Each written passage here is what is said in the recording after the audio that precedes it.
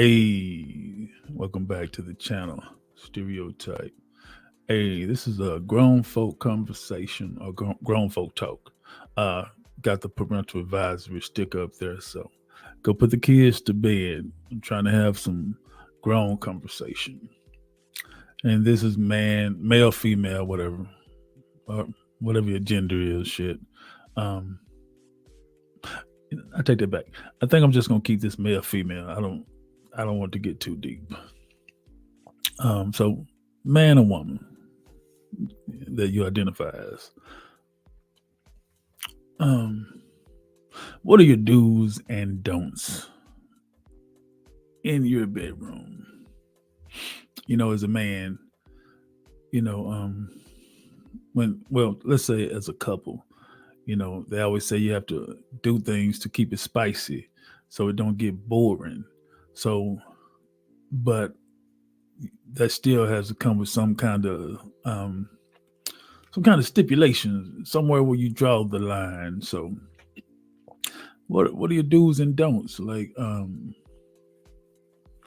me personally, I like to consider myself somewhat of a freak, but um I got limits. Like, I have I always tell, females always, y'all start the conversation about having threesomes, right? It always comes up, right? And so, a lot of women would be like, yeah, that's cool. We can do a threesome, but if I give you one, you got to give me one. And my response is, yeah, that's cool. I mean, I give you one. You can pick whatever girl you want to come when you have yours. So no, no, no, no. I mean, I want two guys.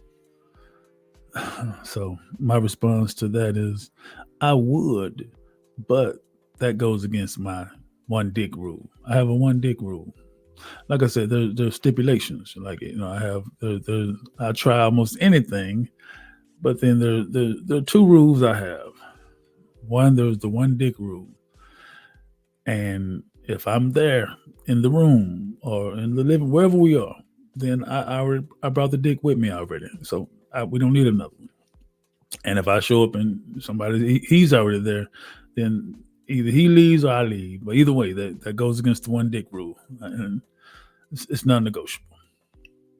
So um so my second thing is, when it comes to me, no anal play of any kind.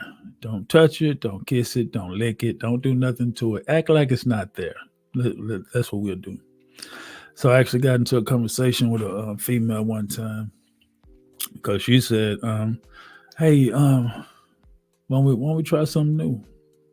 Do something we never did before." So I'm like, "Shit, yeah. What you talking about?" She was like, "I don't know, what do you think?"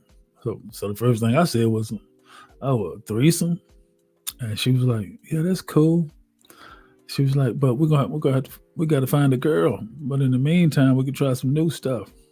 I'm like, "Okay, wait, whatever." And then she was like, "Well, I was gonna do it while I was down there, but I didn't want you to kick me." And I'm like, "Do what?" And I'm like, "Oh, no, no, no. I'm glad you didn't. I'm glad you didn't. I'm glad you use your first mind. You followed your first mind, and I'm glad you did." Like, and me personally, I don't really knock guys that are into that. You know what I mean? Like, if that's your thing, that's your thing. I just, me personally, I don't think that's something that an alpha male type nigga does.